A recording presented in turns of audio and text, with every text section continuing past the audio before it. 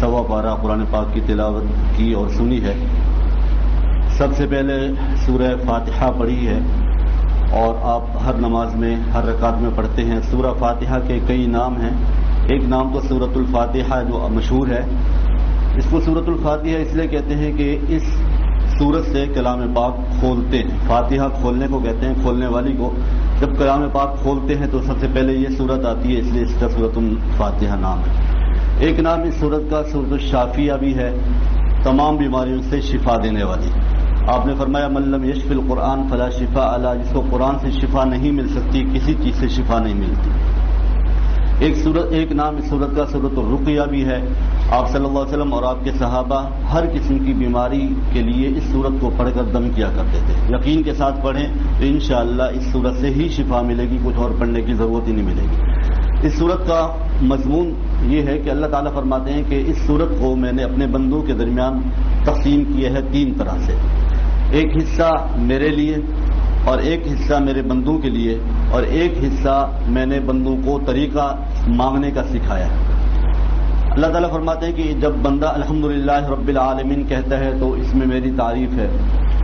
مجدنی عبدی حامدنی عبدی، جب ہم الحمدللہ رب العالمین کہتے ہیں تو اللہ فرماتے ہیں حامدنی عبدی، میرے بندے نے میری تعریف کی۔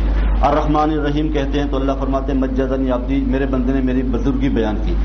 مالک یوم الدین کہتے ہیں تو اللہ فرماتے اثنا علی عبدی، میرا بندہ میری شان بیان کر رہا ہے۔ پھر اس کے بعد جب ہم ایاک نعبد و ایاک نستعین کہتے ہیں تو اس لفظ کے اندر، اس آیت کے اندر اللہ سے ایک وعدہ کرتے ہیں کہ اللہ کچھ بھی ہو جائے ہم نے مانگنا آپ سے ہے، کسی اور سے نہیں مانگنا، کسی سے بھی کچھ نہیں مانگنا، اسباب کے درجے میں اپنی جگہ پر، لیکن جو ہمارے ہاں رائج ہے طریقے مانگنے کے وہ طریقہ اختیار نہیں کریں گے۔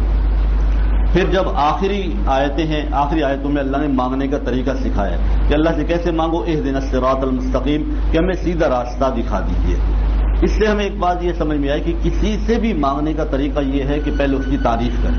اسی لیے ہم دعا جب مانگتے ہیں تو الحمدللہ رب العالمین والعاقبۃ للمتقین دعا اور دوسری پڑھتے ہیں، پہلے اس کی تعریف کریں سامنے والے کی، پھر وہ دینے پر تیار ہو جاتا ہے۔ تو ہمیشہ جب بھی مانگیں، اپنی زبان میں مانگیں، کسی زبان میں مانگیں، اللہ کی پہلے تعریف کریں، اللہ کے نبی صلی اللہ علیہ وسلم پر درود پڑھیں، اس کے بعد اللہ سے مانگیں گے، اللہ انشاءاللہ دعا کو قبول فرمائیں۔ تو ہم نے اس اہدنا الصراط المستقیم کے اندر ہم نے ہدایت اور سیدھا راستہ مانگا ہے، پھر اللہ نے ہدایت اور سیدھا راستہ بھی بتا دیا۔ کون سا؟ صراط الذین انعمت علیہم، ان لوگوں کا راستہ جن پر آپ نے انعام کیا، یعنی اللہ کے انبیاء، اللہ کے نبی کے جو صحابہ ہیں وہ بھی انعمت علیہم ہے، صحابہ کے بعد جو تابعین، تبع تابعین، اولیاء کرام ہیں، ان لوگوں کا راستہ، یہ سارا کا سارا راستہ انعام یافتہ لوگوں کا ہے۔ اور غیر المغضوب علیہم ولا الضالین، عیسائیوں اور یہودیوں کے راستے سے بچنے کی اللہ نے تلقین کی ہے۔ اب سورہ فاتحہ میں ہم نے جو اللہ سے ہدایت مانگی ہے، تو سورۃ البقرہ جب ہم شروع کرتے ہیں تو شروع میں ہی اللہ فرماتے ہیں کہ تم نے جو ہدایت مانگی تھی اہدنا الصراط المستقیم، سورہ بقرہ کے شروع میں میں نے بتا دیا کہ ہدایت کہاں ملے گی۔ ھدی للمتقین، متقی لوگوں کے لیے یہ قرآن ہدایت ہے، یہ ہے قرآن ہدایت کا ذریعہ۔ الذین یؤمنون بالغیب، لیکن شرط کیا ہے؟ ایمان بالغیب۔ ایمان بالغیب پہلی شرط ہے، یعنی بن دیکھے پر ایمان لینا۔ اللہ کو ہم نے نہیں دیکھا، ایمان لاتے ہیں۔ اللہ کے نبیوں کو نہیں دیکھا، ایمان لاتے ہیں۔ اس کتاب کو اترتے ہوئے نہیں دیکھا، ایمان لاتے ہیں۔ جنت جہنم کو نہیں دیکھا، یہ ہے بن دیکھے کا ایمان، یہ اللہ کو مطلوب ہے۔ آج ہمارے ہاں جو ایک چل پڑا ہے نا لاجک، ہر چیز کی لاجک بتائیے، فلسفہ کیا ہے، اس کی حکمت کیا ہے؟ حکمت کو نہیں ڈھونڈنا، بن دیکھے مانگنا ہے، بن دیکھے ماننا ہے، یہ ہے متقی لوگوں کے لیے ہدایت، اور ایسے لوگوں کے لیے قرآن ہدایت بنے گا۔ اس کے بعد اگلے رکوع کے اندر اللہ تعالیٰ نے دوسرے رکوع کے اندر 3 قسم کے لوگوں کا بیان کیا، ان الذین کفروا سے۔ پہلے وہ لوگ جو پکے کافر ہیں، دوسرے وہ لوگ جو پکے مومن ہیں، تیسرے وہ لوگ جو درمیان میں منافق۔ پکے مومنوں کا بیان ھدی للمتقین الذین یؤمنون بالغیب یہاں تک، اور پکے کافروں کا بیان ان الذین کفروا سواء علیہم انذرتہم۔ پکے کافر بھی خطرناک نہیں ہے اور پکے مومن تو کامیاب ہیں ہی، لیکن درمیان میں اللہ فرماتے ہیں وَمِنَ النَّاسِ مَن يَقُولُ آمَنَّا بِاللَّهِ وَبِالْيَوْمِ الْآخِرِ، یہ جو آپ پڑھتے ہیں یہاں منافقوں کا بیان ہے، یہ بڑے خطرناک ہے۔ منافقوں کا انجام فرمایا ان المنافقین فی الدرک الاسفل من النار، سب سے نچلا طبقہ جو جہنم کا ہوگا وہاں منافق چلیں گے۔ اس کے بعد دوسرا رکوع شروع ہوتا ہے یا ایھا الناس اعبدوا ربکم، اس میں اللہ نے اپنی عبادت کی طرف بلایا ہے کہ اس رب کی عبادت کو الذی خلقکم، جس نے تمہیں بھی پیدا کیا، تم سے پہلے والوں کو بھی پیدا کیا، اور پھر اللہ تعالیٰ نے اپنی قدرت کی نشانیاں بیان کی. تو اپنی قدرت کی نشانیاں بیان کرنے کے بعد فرمایا کہ بتاؤ جس ذات کے اندر اتنی نشانیاں ہوں، اتنی طاقت والی ذات ہو، وہی ذات عبادت کے لائق ہے. وَإِن كُنتُمْ فِي رَيْبٍ مِّمَّا نَزَّلْنَا، پھر اللہ نے قرآن کے اوپر چیلنج بھی کیا ہے کہ اگر تم اس قرآن کے بارے میں شک کرتے ہو کہ یہ قرآن محمد صلی اللہ علیہ وسلم خود بنا کے لاتے تھے تو پھر بناؤ. قرآن نے سب سے پہلے پورے قرآن کے بنانے کا چیلنج کیا، پورا قرآن بنا کے دکھاؤ. قُلْ إِنِ اجْتَمَعَتِ الْإِنسُ وَالْجِنُّ، فرمایا کہ سارے انسان، سارے جنات، ساری مخلوق مل جائے اس جیسا قرآن بنا کے دکھاؤ، نہیں بنے گا. پھر اللہ تعالیٰ اس چیلنج سے تھوڑا نیچے آئے، فرمایا فَأْتُوا بِسُورَةٍ مِّن مِّثْلِهِ، ایک سورت بنا کے دکھاؤ قُلْ هُوَ اللَّهُ أَحَدٌ جیسی. یہ بھی نہیں بنا سکتے تو پھر اللہ اس سے بھی نیچے آئے، فرمایا کہ ایک آیت بنا کے دکھا دو. پھر فرمایا کہ جب نہیں کر سکتے تو پھر اس کتاب کو مانو اور اس کتاب پر عمل پیراؤ.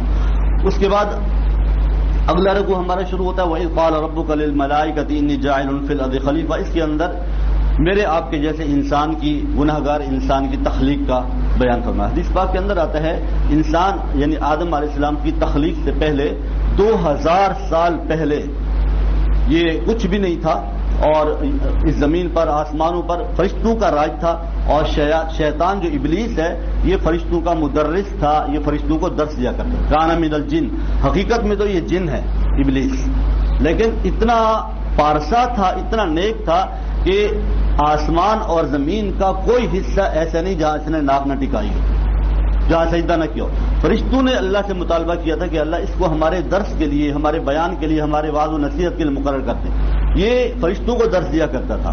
لیکن جب اللہ نے انسان کو بنایا تو پہلا تو اعتراض کیا کہ اتجعل فیہا من یفسد فیہا، آپ ایسے لوگوں کو بنا رہے ہیں جو زمین میں فساد اور خون ریزی کریں گے، کیا ہم عبادت نہیں کر سکتے؟ تو اللہ نے فرمایا کہ تمہیں پتہ نہیں کہ میں کیوں بنا رہا ہوں. اب دیکھیں شیطان کے اندر علماء فرماتے ہیں کہ 4 عین ہونی چاہیے تھی، لیکن 4 نہیں تھی، 3 تھی. شیطان عارف تھا، اللہ کو پہچانتا تھا. شیطان عالم تھا، اللہ کا علم رکھتا تھا. شیطان عابد تھا، عبادت بہت کرتا تھا، لیکن شیطان عاشق نہیں تھا. 4 عین ہوں گے تو کامیاب ہوگا، عالم، عارف، عابد اور عاشق. تو ہم عارف بھی بن جاتے ہیں، عالم بھی بن جاتے ہیں، عابد بھی بن جاتے ہیں، لیکن عشق نہیں. عشق جب ہو جاتا ہے تو پھر اللہ کے لیے سب کچھ کرنا آسان ہو جاتا ہے. تو عشق مطلوب ہے، اسی وجہ سے شیطان نے سجدہ نہیں کیا تھا، وہ فلسفے ڈھونڈنے لگ گیا. اس کے بعد اگلے رکوع کے اندر یا بنی اسرائیل، یہاں سے بنی اسرائیل کا تذکرہ ہے. بنی اسرائیل کا ایک میں پہلے آپ کو پس منظر بیان کر دیتا ہوں. کون ہے یہ؟ حضرت ابراہیم علیہ السلام تو ہمارے جد امجد ہیں، آپ جانتے ہیں. ابراہیم علیہ السلام کے 2 بیٹے نبی تھے اللہ کے، اسحاق اور اسماعیل. اسماعیل علیہ السلام کی اولاد میں سے تو آپ صلی اللہ علیہ وسلم پیدا ہوئے. حضرت اسحاق کے بیٹوں کی اولاد میں اللہ تعالیٰ نے حضرت یعقوب کو پیدا کیا. حضرت یعقوب کی اولاد میں حضرت یوسف کو پیدا کیا. اللہ نے ابراہیم علیہ السلام کو عجیب مقام دیا تھا. ابراہیم خود نبی، ان کے بیٹے اسحاق اور اسماعیل نبی، ان کے بیٹے یعقوب نبی، ان کے بیٹے یوسف نبی. تو فرمایا کہ آپ نے فرمایا کہ ابراہیم کو اللہ نے بڑا مقام دیا تھا. تو یہ جو یعقوب علیہ السلام تھے، حضرت یوسف علیہ السلام کے والد، ان کا لقب تھا اسرائیل. اسرائیل ان کا لقب تھا، جیسے اب بھی لوگ رکھتے ہیں نک نیم، اس طرح کا ان کا نک نیم تھا. تو ان کی اولاد جو پیدا ہوئی یعقوب علیہ السلام کی، وہ کہلائی بنی اسرائیل. اب یعقوب علیہ السلام چلے گئے، اس کے بعد یوسف علیہ السلام چلے گئے. یوسف علیہ السلام کے بعد ان کی جو قوم تھی، ان کی نسل تھی، یہ فرعون کے پاس آئی مصر کے اندر. تو مصر کے اندر 2 قومیں تھیں، ایک قبطی اور ایک بنی اسرائیلی. جو فرعون کے قوم کے تھے وہ قبطی کہلاتے تھے، اور جو موسیٰ علیہ السلام، یوسف علیہ السلام، یعقوب علیہ السلام کی قوم کے تھے وہ بنی اسرائیلی کہلاتے تھے. اور وہ فرعون ان پر ظلم کیا کرتا تھا، آپ جانتے ہیں سارے واقعات کو. تو اللہ تعالیٰ نے اس صورت کے اندر خاص طور پر بنی اسرائیل کا بڑی تفصیل سے ذکر کیا. 3 جگہ پہ آپ نے پڑھا سنا، یا بنی اسرائیل، یا بنی اسرائیل، یا بنی. 3 جگہ پہ اللہ نے خاص طور پر ان کو متوجہ کر کے فرمایا کہ اے بنی اسرائیل، اذکروا نعمتی التی انعمت علیکم، تمہارے اوپر میں نے کون کون سی نعمتیں نہیں کی، تم ان کو نعمتوں کو یاد کرو. ایک وقت تھا یہ اپنے وقت کی سب سے محبوب ترین قوم تھی اللہ تعالیٰ کو. جیسے آج امت محمد یہ محبوب ترین امت ہے اپنے وقت کی محبوب ترین امت کی، اور ایسے ایسے انعام وانزلنا علیکم المن والسلوی، آسمان سے کھانے اترتے تھے، ہوا چلتی تھی، کپڑے دھل جاتے تھے، کپڑوں اور جیسے عمر بڑھتی تھی کپڑے بڑھتے جاتے تھے، قد کے ساتھ کپڑے بڑھتے جاتے تھے، اور کیا کیا انعام نہیں ان پر اللہ تعالی نے نازل فرمایا۔ لیکن پھر اس کے بعد جب یہ اللہ کی نافرمانی پر آئے تو پھر اللہ نے فرمایا کونوا قردۃ خاسئین، تم بندر اور خنزیر ہو جاؤ۔ اور دوسرا سب سے بڑی سزا ان کو یہ دی کہ نبوت کا جو سلسلہ چلا آ رہا تھا نا، ابراہیم سے اسحاق، اسحاق سے یعقوب، یعقوب سے یوسف، یہ پورا ایک خاندان چلا آ رہا تھا، اللہ نے نبوت ان سے چھین لی۔ نبوت چھیننے کے بعد نبوت ابراہیم علیہ السلام کے دوسرے بیٹے اسماعیل میں منتقل کر دی، اور اسماعیل کی نسل میں سے جناب محمد المصطفیٰ صلی اللہ علیہ وسلم کو پیدا فرمایا۔ اس لیے ہمیں یہ بات سمجھ میں آئی کہ جب کوئی قوم کسی نعمت کی ناقدری کرتی ہے تو اللہ اس سے وہ نعمت چھین لیتے۔ 70,000 نبی اللہ تعالیٰ نے بنی اسرائیل میں سے پیدا کیے، 70,000 نبی، لیکن انہوں نے نبیوں کے ساتھ بدتمیزیاں کی، بدسلوکیاں کی، اللہ تعالیٰ نے وہ نعمت کو چھین لی۔ اور ایسا وقت بھی آئے کہ اللہ تعالیٰ نے پہاڑ اٹھا، وَإِذْ أَخَذْنَا مِيثَاقَكُمْ وَرَفَعْنَا فَوْقَكُمُ الطُّورَ، ہم نے تمہارے اوپر پہاڑ اٹھا دیا تھا، مانتے ہو یا نہیں مانتے؟ اللہ نے ان سے ایسے بھی منوایا تو کہنے لگے ہاں مانیں گے، جب وہ پہاڑ ہٹا لیا تو کہنے لگے اب نہیں مانتے۔ ایسے بدبخت قوم تھے۔ تو یہ ان کا تذکرہ تفصیل کے ساتھ اس صورت کے اندر ہے۔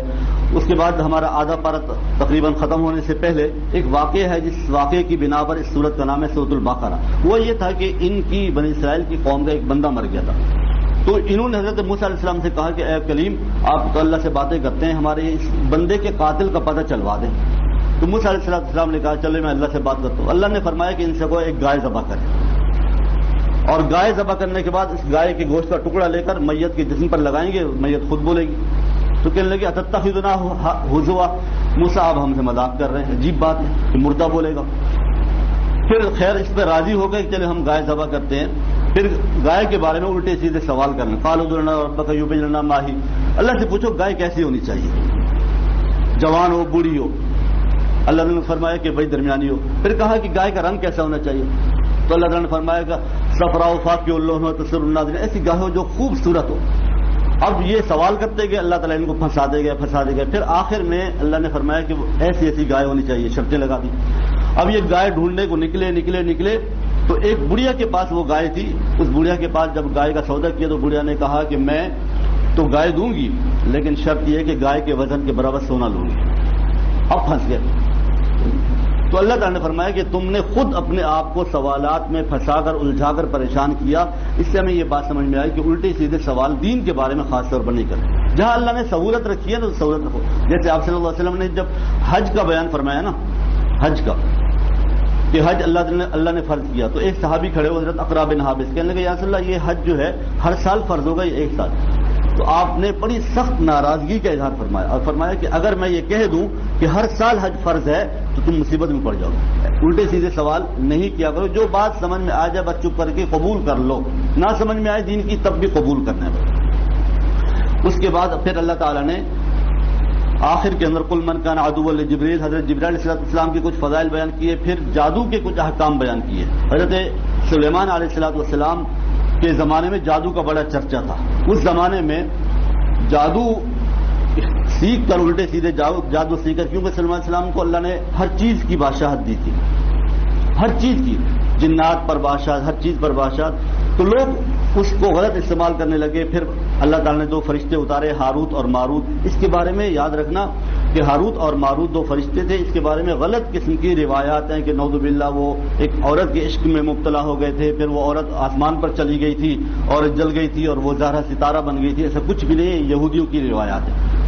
انہوں نے وہ فرشتے آئے ہاروت ماروت بابل کے اندر، عراق کے اندر آ کر لوگوں کو صحیح طریقے کا علم سکھایا۔ سکھانے کے بعد وہ چلے گئے، اپنی ڈیوٹی پوری کی۔ بعد میں اس کے اندر لوگوں نے رد و بدل کر دیا اور اس کو غلط استعمال کرنے لگے۔ جیسے آپ صلی اللہ علیہ وسلم نے ہمیں دین سکھایا، دین سکھانے کے بعد ہم نے اس کو بدل دیا۔ اس کے بعد پھر آخر کے اندر اللہ تعالیٰ نے پھر وہی یا بنی اسرائیل اذکروا نعمت التی، بنی اسرائیل پر نعمتوں کو بیان فرمایا سپارے کے آخر تک۔ جب دوسرا سپارہ شروع ہوتا ہے تو دوسری سپارے کے اندر سیقول الصفاء من الناس ما ولاهم عن قبلتهم التي، یہاں تحویل قبلہ کا واقعہ۔ مسجد نبی شریف میں مدینہ میں آپ جائیں تو آپ کو ایک مسجد ملتی ہے، مسجد قبلتین، وہاں آپ نے نوٹ کیا ہوگا کہ 2 ممبر ہیں اس کے، 2 محراب، ایک اس طرف ایک اس طرف۔ وہاں کیا ہوا تھا؟ جب آپ صلی اللہ علیہ وسلم نے ہجرت فرمائی تو ہجرت کے تقریباً 16-17 مہینے تک آپ صلی اللہ علیہ وسلم بیت المقدس مسجد اقصیٰ کی طرف رخ کر کے نماز پڑھتے رہے۔ یہ مسجد اقصیٰ کو حضرت سلیمان علیہ السلام نے بنایا، اور جو خانہ کعبہ ہے حرم شریف، اس کو حضرت ابراہیم علیہ السلام نے بنایا۔ تو حضرت ابراہیم پہلے کے، حضرت سلیمان بعد کے۔ اب آپ صلی اللہ علیہ وسلم چونکہ حضرت ابراہیم کے خاندان میں سے، تو آپ کی دلی خواہش یہ تھی کہ ہمارا کعبہ جو ہے وہ کعبۃ اللہ یعنی خانہ کعبہ ہونا چاہیے، دل میں ایسی تڑپ اٹھتی تھی، لیکن اللہ کا حکم بھی تھا کہ نہیں، آپ نے نماز مسجد اقصیٰ کی طرف پڑھنی۔ تو اب کیا ہوا؟ پڑھتے رہے 16-17 مہینے کے بعد جب اللہ نے دیکھا کہ میرے نبی کے دل میں بڑی تڑپ ہے، تو درمیان نماز کے اندر، بعض روایت کے اندر آتا ہے کہ ظہر کا وقت تھا، بعد میں آتا ہے کہ عصر کا وقت تھا، نماز پڑھ رہے تھے، نماز کے دوران اللہ کی طرف سے پیغام آیا کہ اب آپ فولوا وجوہکم شطر المسجد الحرام، اپنا چہرہ اس طرف سے ادھر پھیر دو۔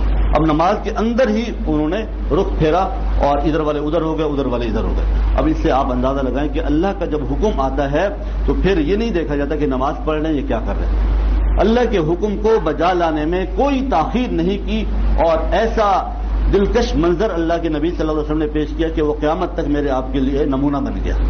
تو ہمیں بھی یہ بات سمجھ میں آئی کہ جب ہمارے پاس اللہ کا کوئی حکم آئے، نماز کا حکم آئے، نماز کا وقت آیا، تو اب کوئی فلسفہ نہیں چلے گا، کوئی حکمت نہیں چلے گی، بلکہ اللہ کے حکم کی طرف آنا ہے۔ اس کے بعد آخر کے اندر اللہ تعالیٰ نے یا ایھا الناس کلوا مما فی الارض حلالا طیبا، حلال اور پاکیزہ کھانے کی بڑی ترغیب دی ہے۔ ان 2 چیزوں کو بڑا دخل ہے ہماری عبادات کے اندر، ایک ہم نے حلال کھانا ہے، ایک پاکیزہ یعنی صاف ستھری، وہ چیزیں جو ہماری صحت کے لیے مفید ہوں۔ یا ایھا الرسل کلوا من الطیبات واعملوا الصالحات، دوسری جگہ پہ فرمایا کہ اے رسولو حلال کھاؤ، پاکیزہ کھاؤ، تاکہ عبادت کے اندر دل لگے۔ آج جو ہمارا عبادت کے اندر دل نہیں لگتا، یاد رکھیں ایک تو حرام عام ہو گیا، اور دوسرا یہ کہ پاکیزہ بھی نہیں ہے، وہ چیزیں کھاتے ہیں جو صحت کے لیے بھی مفید نہیں ہے۔ بعض چیزیں تو بالکل ہی حرام کھاتے ہیں نعوذ باللہ، بعض حلال کھاتے ہیں لیکن وہ صحت کے لیے نقصان دہ ہے۔ جب صحت کے لیے نقصان دہ ہے تو عبادت کے لیے بھی نقصان دہ ہے۔ تو حلال بھی کھانا ہے، پاکیزہ بھی کھانا ہے، تو انشاءاللہ عبادت کے اندر دل بھی لگے گا۔ اللہ تعالیٰ عمل کی توفیق نصیب فرمائے۔ الحمدللہ رب العالمین۔ یا اللہ جو کہا گیا سنا گیا عمل کی توفیق نصیب فرما۔ یا اللہ کلام پاک کو سمجھ کر اس پر عمل کرنے کی توفیق نصیب فرما۔ اللہ کمی کوتاہی کو معاف فرما۔ اللہ جس طرح آج آپ نے ہمیں توفیق دی، ہم تیرے گھر کے اندر آئے، اللہ تادم حیات اسی طرح صرف ماہ رمضان نہیں بلکہ تادم حیات یا اللہ اس مسجد کے ساتھ، ان مسجدوں کے ساتھ، ان گھروں کے ساتھ ہمیں جڑنے کی توفیق نصیب فرما۔ یا اللہ ہمارے کلام پاک سننے کو، پڑھنے کو، سمجھنے کو اپنی بارگاہ میں قبول فرما۔ یا اللہ اس کلام پاک کی برکت سے تمام بیماروں کو شفا عطا فرما، پریشانیاں دور فرما، تمام حاجتوں کو اپنے غیب کے خزانوں سے پورا فرما۔ اللہ اس ماہ مبارک کے اندر ہمیں کسی سے مانگنے کی ضرورت نہ پڑے، کسی سے یا اللہ کسی کے سامنے ہاتھ پھیلانے کی ضرورت نہ پڑے، کسی کی طرف یا اللہ دل مائل نہ ہو، اپنی طرف ہمارے دل کو مائل فرما کر اپنی ذات سے مانگنے کی توفیق نصیب فرما۔ وصلی اللہ تعالی علی سیدنا و مولانا محمد وعلی آلہ وصحبہ وسلم۔ جزاک اللہ۔ دوبارہ